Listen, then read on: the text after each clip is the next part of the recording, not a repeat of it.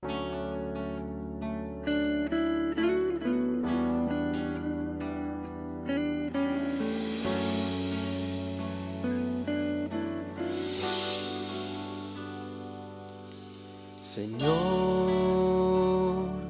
Rey de paz, Dios de amor, Salvador.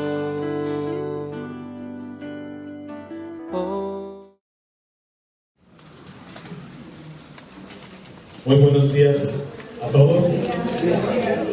Qué gusto estar nuevamente aquí predicando la palabra. Hacía rato no estaba aquí predicando y qué bueno no solamente venir a predicar, sino tener el privilegio de cerrar la serie de El Milagro.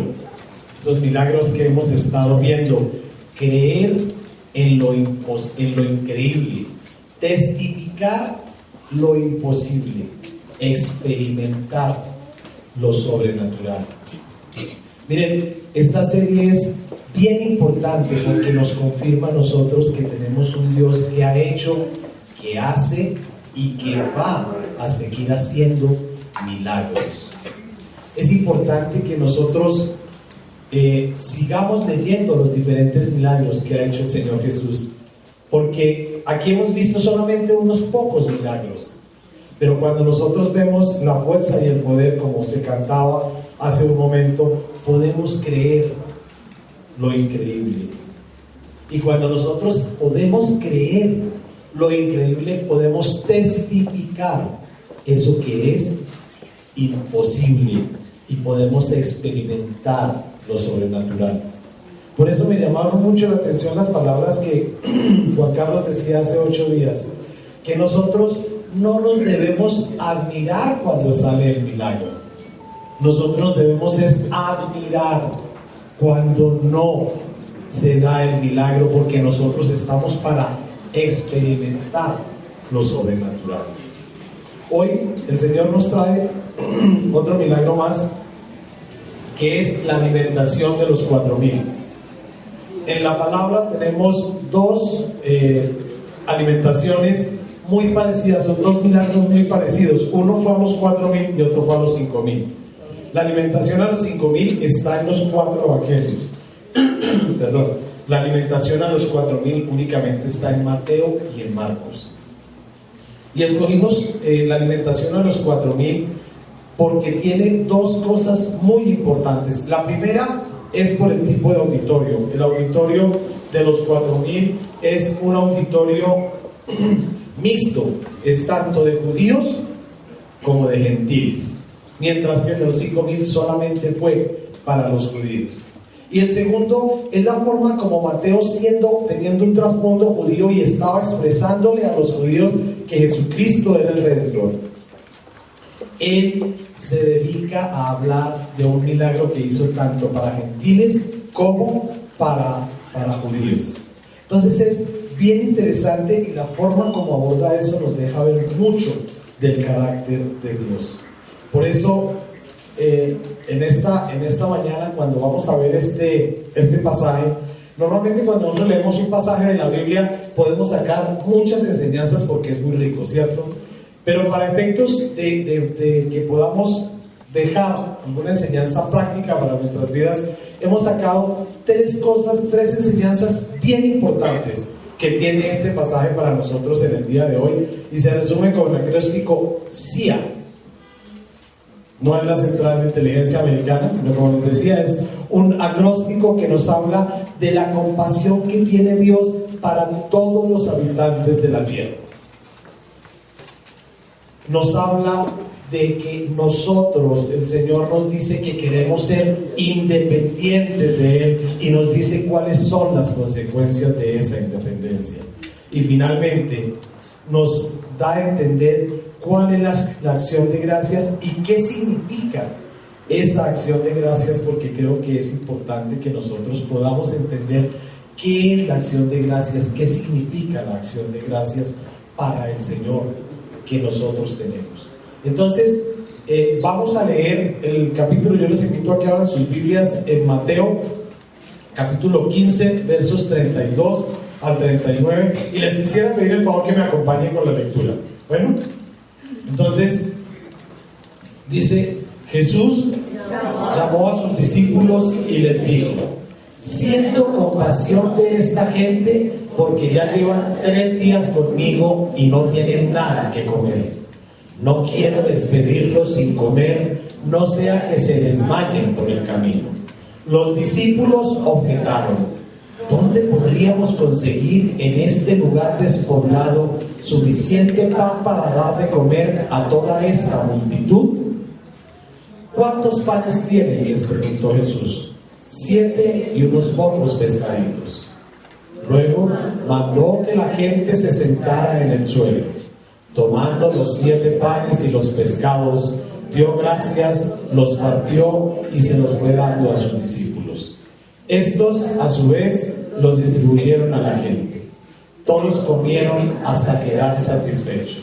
Después, los discípulos recogieron 7 cestas llenas de pedazos que sobraron.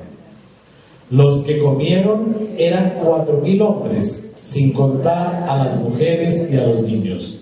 Después de despedir a la gente, subió Jesús a la barca y se fue a la región de Magallanes. ¿Qué tal si ponemos este tiempo en manos del Señor? Yo los invito a que inclinemos nuestros rostros y podamos entregar este tiempo en manos del Señor. Padre, buenos días, Señor.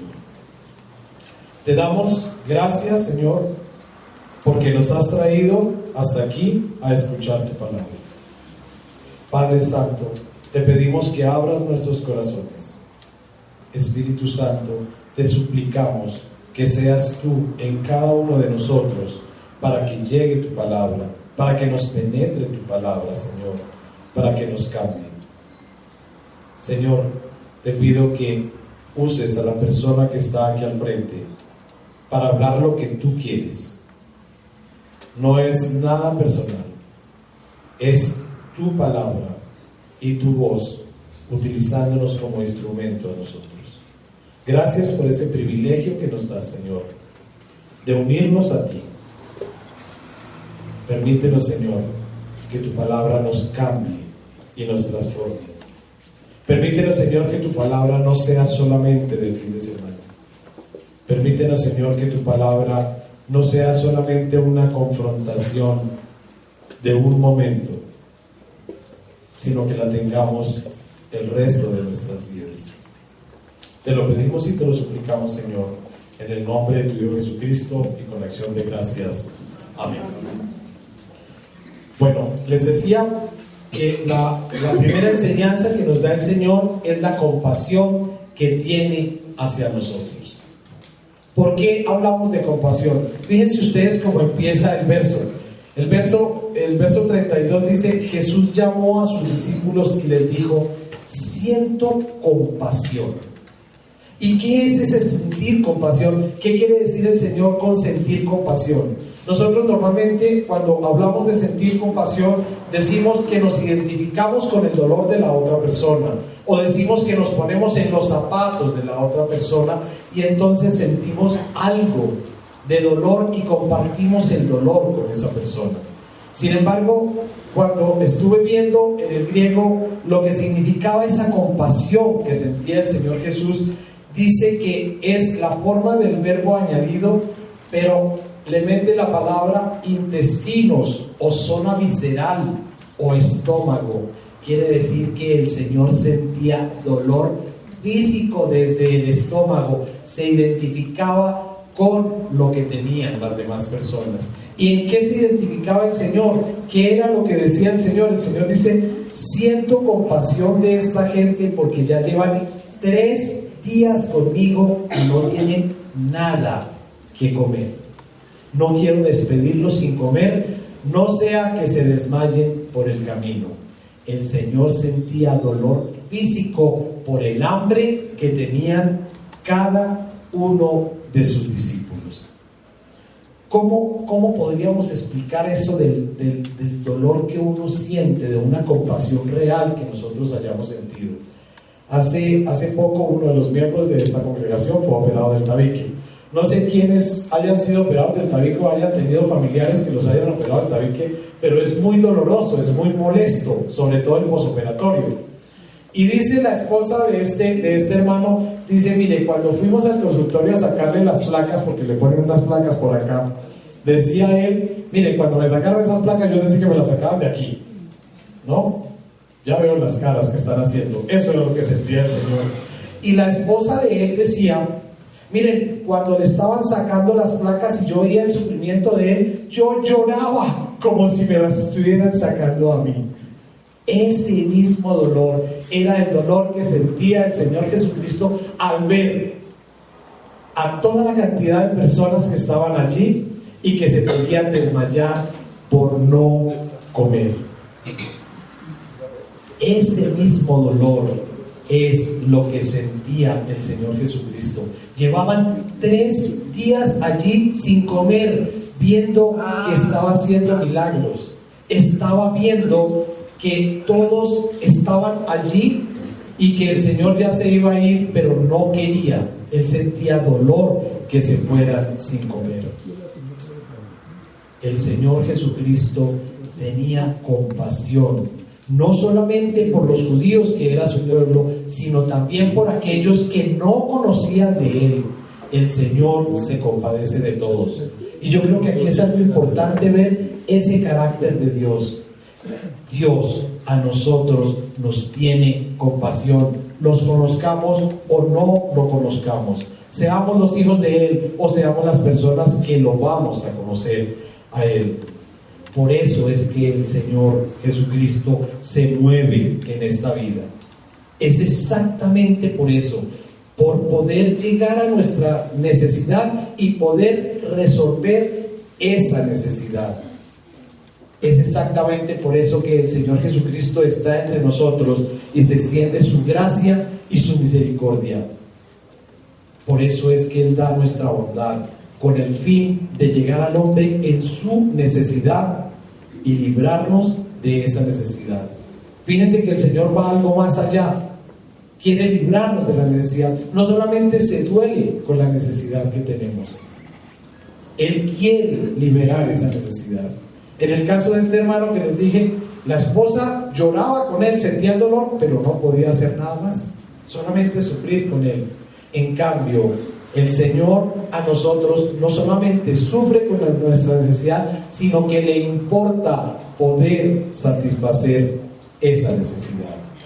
Y si Dios es un Dios compasivo, no nos debe extrañar que el Señor Jesucristo también es compasivo. Él también sentía el dolor al igual que lo siente Dios. Y el Señor Jesucristo lo expresó en varias oportunidades. Fíjense ustedes que en el mismo Evangelio de Mateo, en el verso 14, versículo 14, cuando el Señor estaba por hacer el milagro de los 5,000, dice, cuando Jesús desembarcó, vio a tanta gente y tuvo compasión de ellos y sanó a los que estaban enfermos. El Señor sufría por el dolor físico que estaban sufriendo aquellas personas que tenían dolor. Pero la compasión del Señor no solamente era por ese dolor físico, también tenía compasión por el dolor espiritual. Fíjense ustedes lo que dice en el mismo Evangelio de Mateo, en el capítulo 9, verso 36, que dice: al ver las multitudes, tuvo compasión de ellas, porque estaban agobiadas y desamparadas como ovejas sin pastor. Y ahí es cuando dice: la mies es mucha, pero los obreros son pocos. Oren para que el Señor de la mies mande obreros para la mies. El Señor tenía compasión no solamente de la parte física, también de la parte espiritual. Y tal vez aquí está la enseñanza más grande de este pasaje, y es en el hecho de que nosotros debemos saber que tenemos un Dios compasivo y misericordioso, y ahí es donde radica nuestra esperanza. ¿Saben por qué? Porque como el Señor es misericordioso, nosotros no tenemos el castigo que nosotros nos merecemos. Y por eso tenemos la convicción del perdón y la seguridad de salvación. Porque el Señor es compasivo con nosotros. Pero siguiendo la concordancia de este pasaje, vemos que el reino de Dios no solamente tiene que ver con la parte espiritual y con la parte física, también tiene que ver con necesidades que, entre comillas, y en nuestro medio son elementales, como la comida. Nos hemos acostumbrado tanto, como tenemos que comer por lo menos 3 veces al día, ya es algo normal que nosotros tenemos que comer todos los días. Pero cuando hace falta esa comida, ¿cómo nos preocupamos? Y el Señor ve esa necesidad. El Señor llega hasta los puntos más, más normales que podemos ver diariamente. El Señor se preocupa también por la comida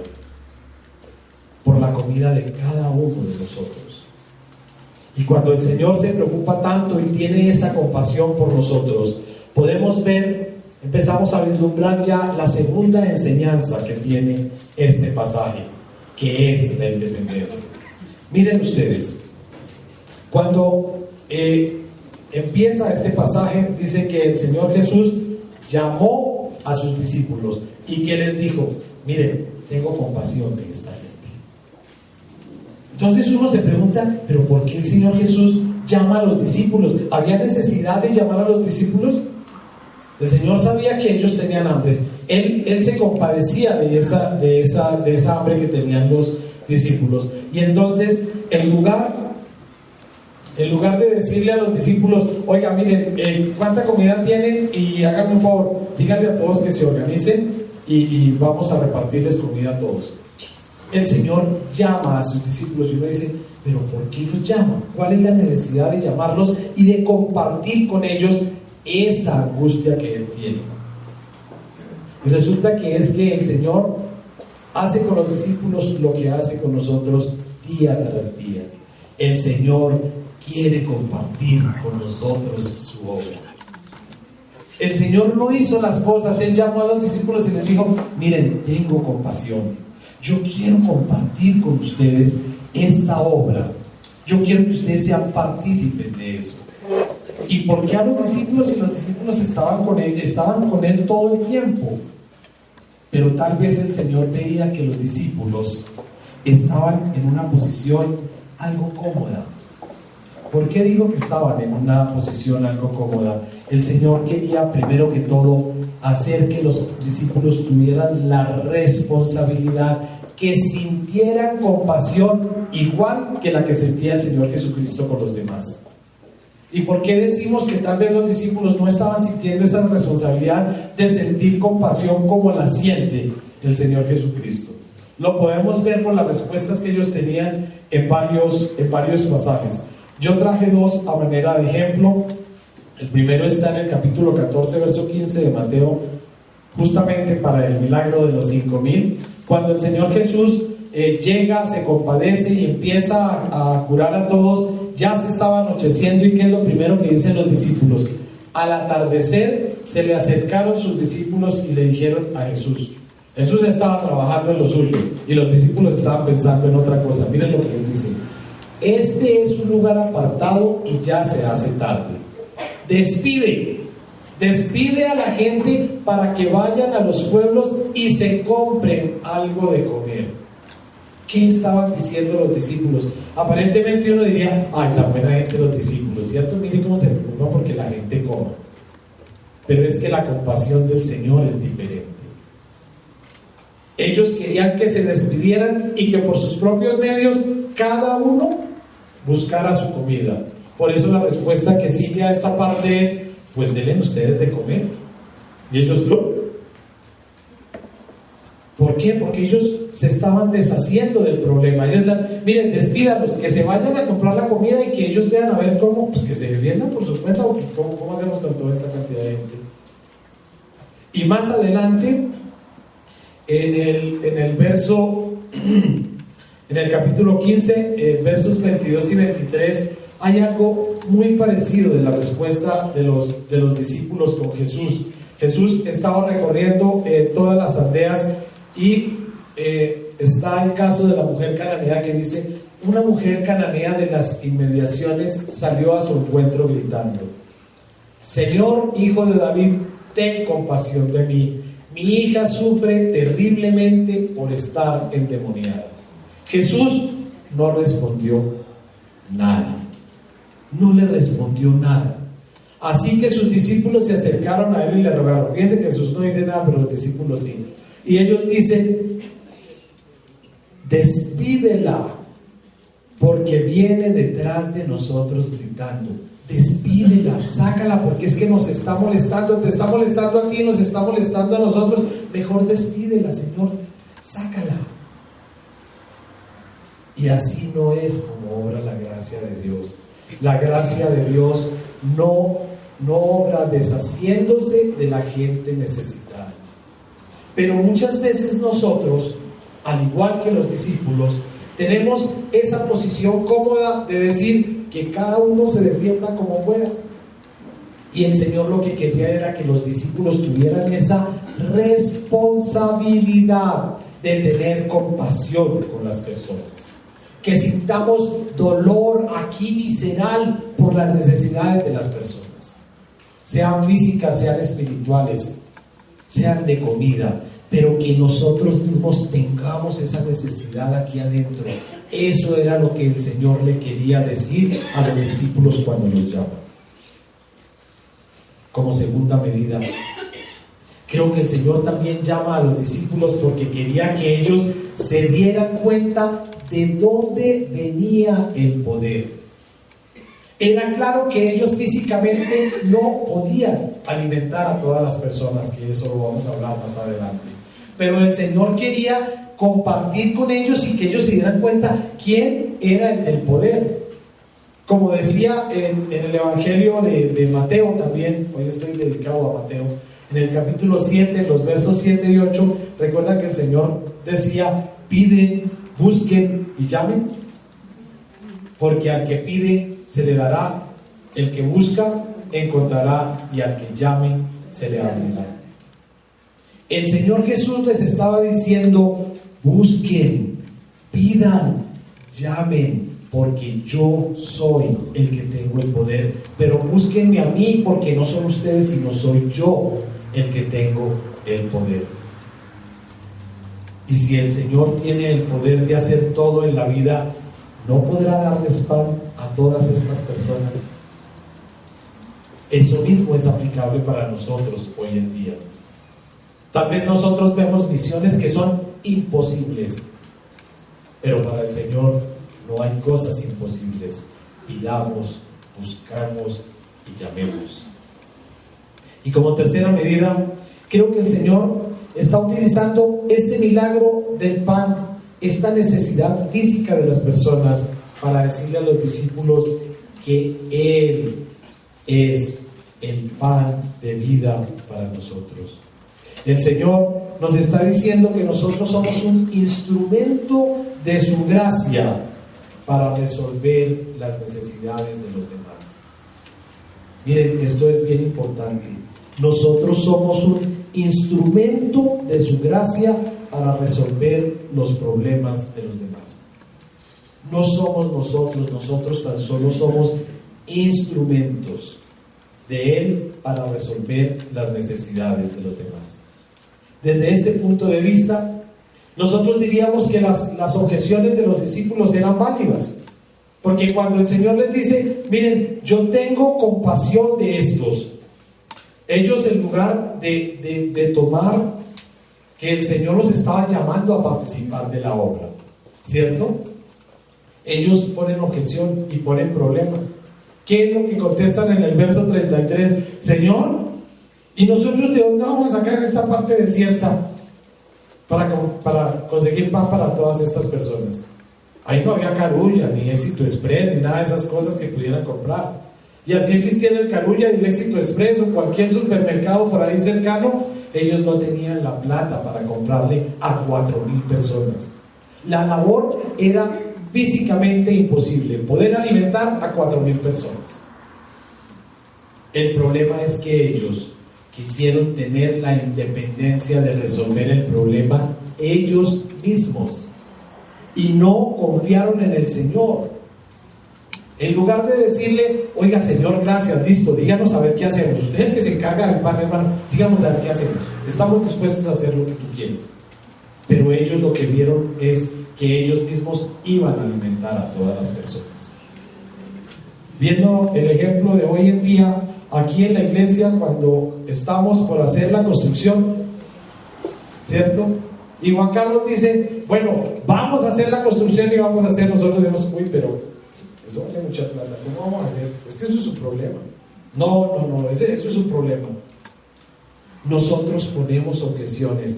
¿Por qué no le pedimos al que puede hacer las cosas, al que puede hacer lo imposible, de que se consigan las cosas?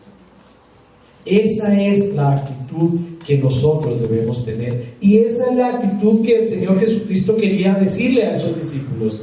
Miren, ante las situaciones difíciles, ustedes no lo hagan. Yo tenía un compañero en la oficina que él decía, si no puede, no friegue. Cuando uno no puede, ¿cierto? Cuando la situación es imposible, ¿ante quién tiene que ir? Ante el que sí puede, que es Dios. Pero para poder ir ante Él, nosotros tenemos que creer en lo increíble. Nosotros realmente tenemos que testificar lo imposible.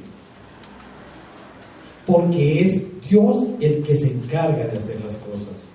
El Señor le está diciendo a los discípulos, cuando las cosas sean imposibles, recurran a mí, porque para mí no hay nada imposible.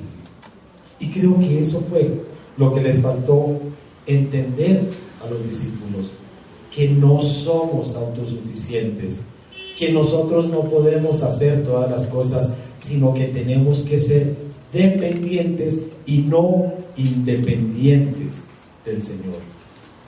Cuando nosotros oramos, generalmente nosotros estamos orando por necesidades físicas, porque se cure la persona, porque tal persona llegue a los pies del Señor, pero normalmente cuando tenemos situaciones difíciles no le oramos a Dios por eso, ¿no es cierto? Estamos acostumbrados a que el Señor es para esas cosas espirituales y para las necesidades así importantes, pero para las cosas que son del diario vivir, para nuestras cosas cotidianas, le decimos, no, Señor, es que como tú eres un Dios así espiritual y todas esas cosas, tú con la plata no te entiendes, Señor, entonces déjame a mí que eso yo lo resuelvo.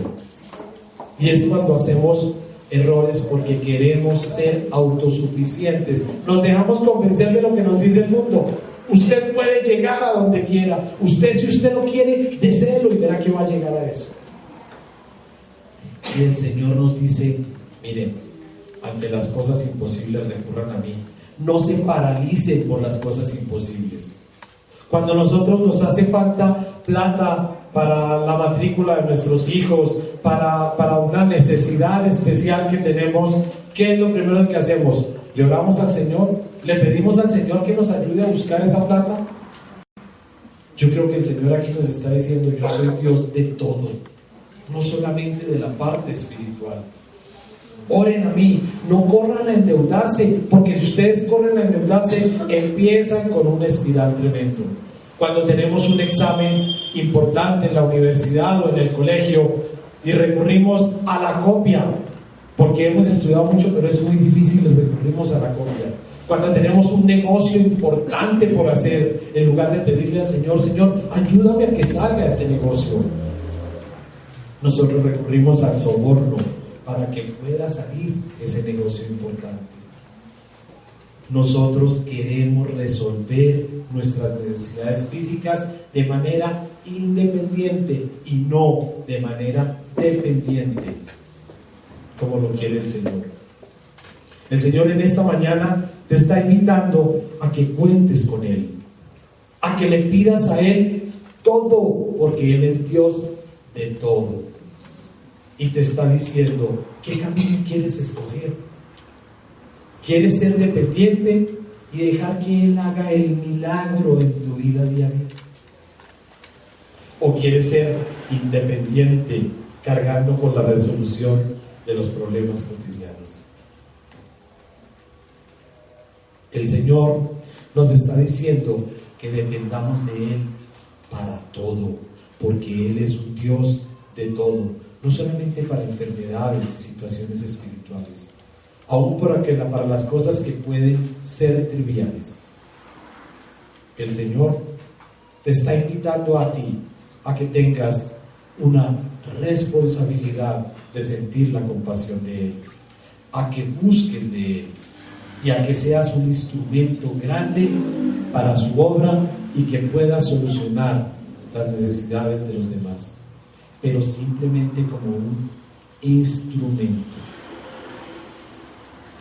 Hay cosas especiales en la vida y hay ejemplos tal vez que ponemos de las personas de la comunidad, pero hay ejemplos también que son muy importantes, que salen a nivel de todo el mundo. Cuando yo estaba preparando esta exposición, se me vino a la cabeza el ejemplo del libro de Mi Experiencia con Dios. Mi Experiencia con Dios es un libro maravilloso que hicimos con algunas personas de aquí de la iglesia y se ha venido duplicando. Y en el comienzo narra de las cosas que es capaz de hacer Dios aún en plata. El autor del libro dice que en su comunidad estaban reunidos, y era una comunidad que recibía entre $9,000 y $16,000, ¿cierto?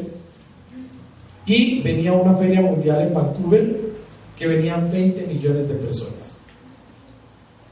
Y ellos, 2 años antes, el Señor puso en su corazón evangelizar a la mayor cantidad de personas de esos 20 millones que iban a llegar a esa feria.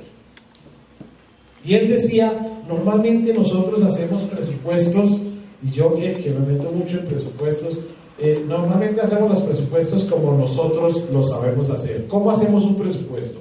Nosotros nos sentamos y decimos, los ingresos que esperamos son estos, luego entonces no podemos gastar sino esto, y entonces nuestro presupuesto de fe está basado en lo que nosotros podemos hacer, nunca en lo que Dios puede hacer. Esta comunidad que recibía entre $9,000 y $16,000, así, ¿no? Resulta que hizo un presupuesto, pero hizo un presupuesto de fe. ¿Saben cuánto le salió el presupuesto de fe? $202,000. Y ellos recibían entre $9,000 y $16,000. $202,000.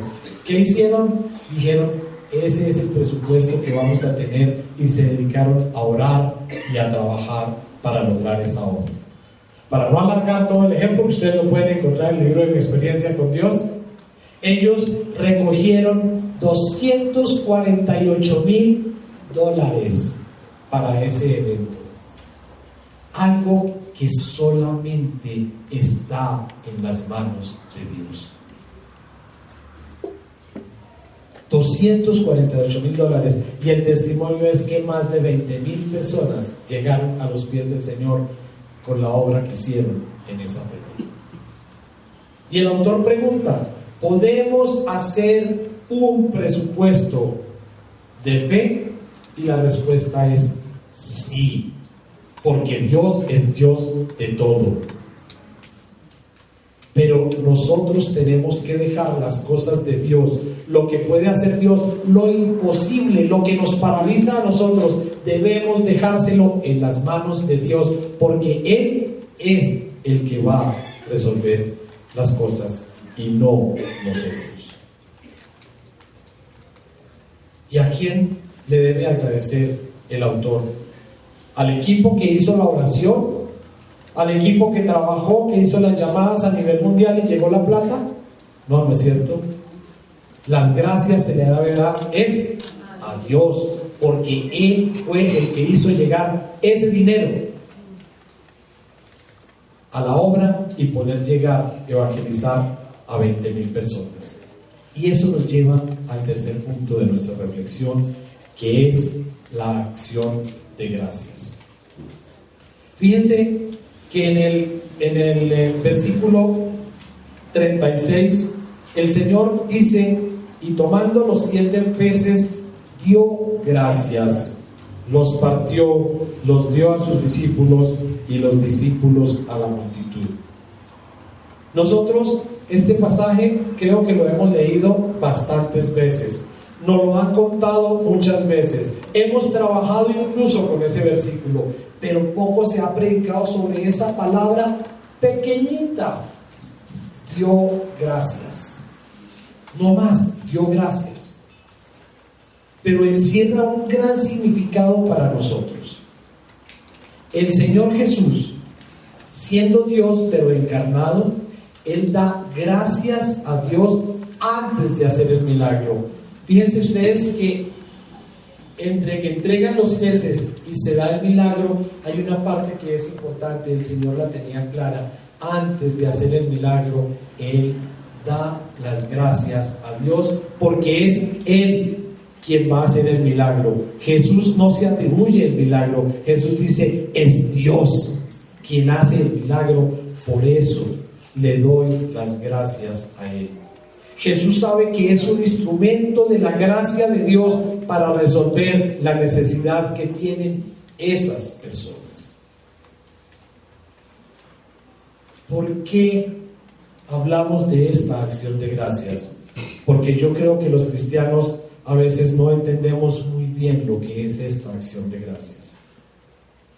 Hay tres razones que pude ver por las cuales nosotros no tenemos muy clara la acción de gracias. A veces nosotros lo hacemos como si fuera un rito, o porque si no Dios se pone bravo, sobre todo con los alimentos.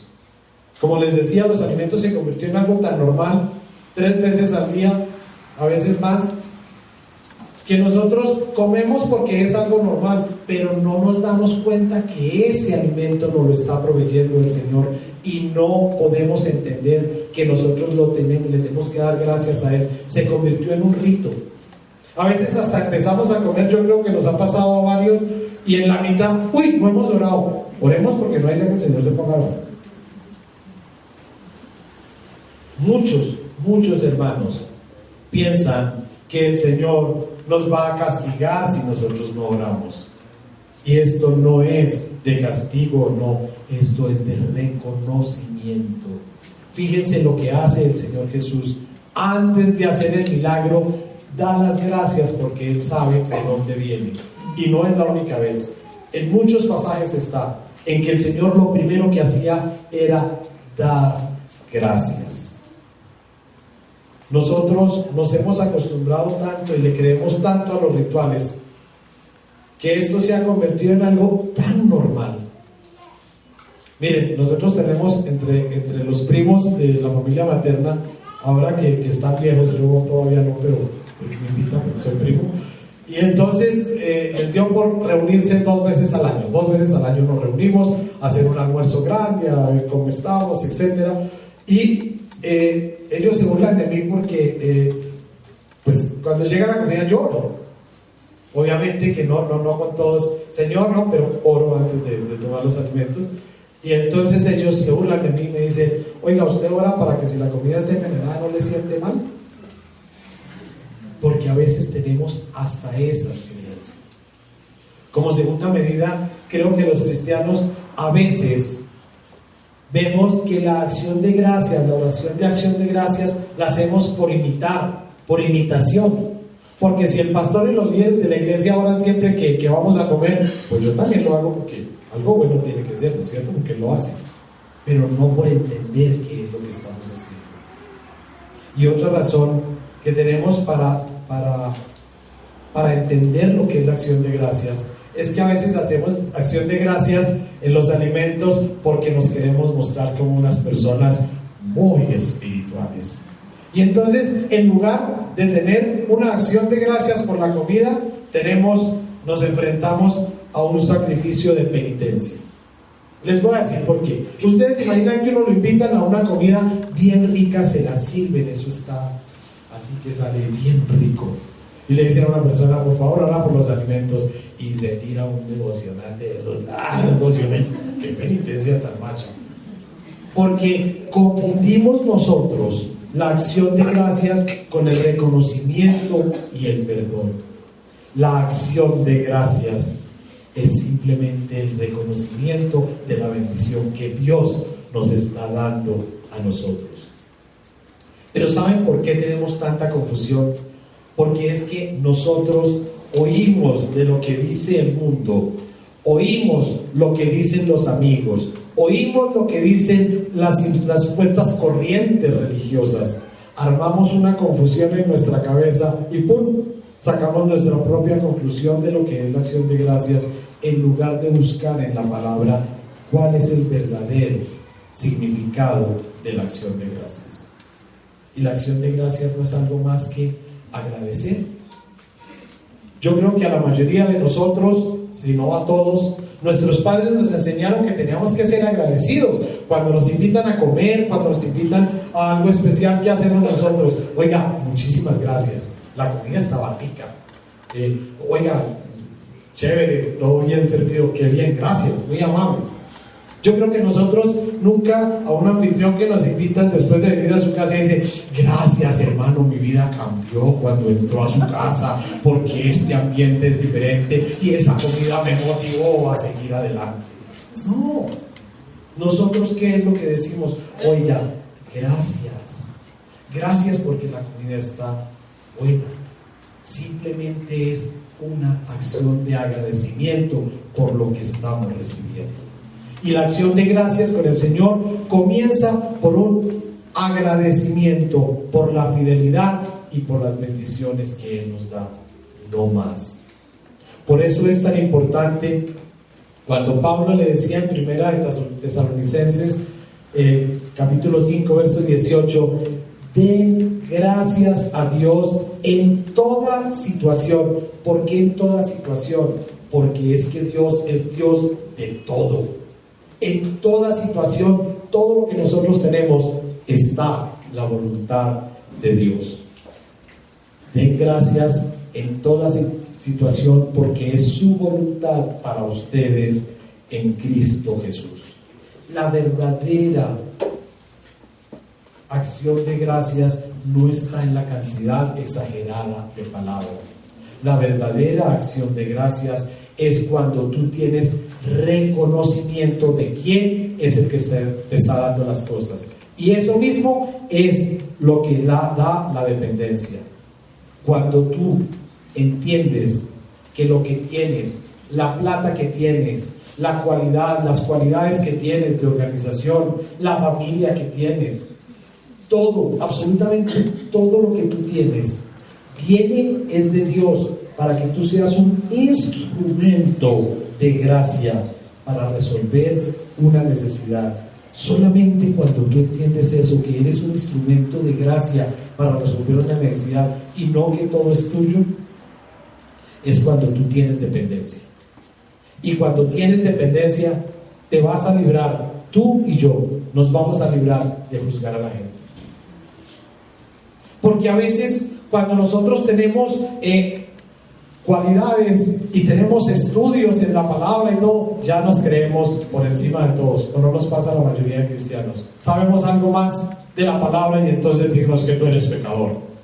Cuando eso lo que tiene que ser para nosotros es un motivo de humildad, porque nos damos cuenta que cada vez somos más pecadores. Nos damos cuenta del pecado que tenemos. Cuando nosotros nos damos cuenta que lo que el Señor nos ha dado es para ser instrumento de los demás. Cuando nos damos cuenta que somos realmente dependientes y no independientes, es cuando dejamos de tratar peyorativamente a nuestros hermanos cuando están en una condición de falta de organización, de falta de dinero, de falta de trabajo. Nosotros vamos a entender que somos instrumentos y no vamos a decirles: mira, yo te doy ahorita, pero por favor organízate, ¿sí? Porque es que no puedes estar pidiendo todo el tiempo. No. El Señor a nosotros nos da las cosas para que seamos instrumento, no para que nos convirtamos en juzgadores de los demás. ¿Qué podríamos aplicar en esta mañana de lo que hemos visto? Creo que lo primero es ver que el Señor es compasivo con todos nosotros, seamos creyentes o no seamos creyentes. El Señor nos está invitando a que nosotros seamos responsables de sentir la compasión que siente Él por cada uno de los hermanos que tenemos. Debemos sentir esa compasión. Es una responsabilidad que el Señor nos da. Debemos buscar, llamar y pedir. Y debemos saber que somos instrumentos de Dios para satisfacer las necesidades de los demás. ¿Cómo podríamos aplicar esto a nuestra vida? Yo pienso que si nosotros realmente tomamos conciencia que de lo que tenemos, aún nuestra familia, nuestra inteligencia, es dada por el Señor y no por nuestros propios logros, podemos ubicarnos para poder ser instrumentos del Señor. Yo quisiera pedirles que en este momento cada uno de ustedes incline su rostro y le pueda orar al Señor, le pueda decir al Señor: Señor, muéstrame lo que tengo y enséñame a saber que no es mío, sino que tú me lo has dado a mí. Busquemos en nuestro corazón frente al Señor, allí tú orando con los ojos cerrados, solamente tú con el Señor. Dile: Señor, muéstrame cuántas veces he sido orgulloso de lo que tengo. Perdóname y enséñame, Señor, a entender que todo lo que tengo, tú me lo has dado. Señor, enséñame a entender que yo tengo que compartir lo que tú me has dado porque no es mío. Enséñame a entender, Señor, que tú eres que yo soy un instrumento tuyo para satisfacer las necesidades de los demás. Pero tan solo soy el instrumento. El que da las cosas eres tú, Señor. Por favor, Señor, enséñame. Muéstrame y permíteme ser dependiente de ti. Cuando yo dependo de ti, mi vida, mi intención, mi forma de ver a los demás cambia. Señor, cámbiame. Cámbiame este sentido de ser. Te lo pido de todo corazón, Señor, en el nombre de tu Hijo Jesucristo y con acción de gracias. Amén.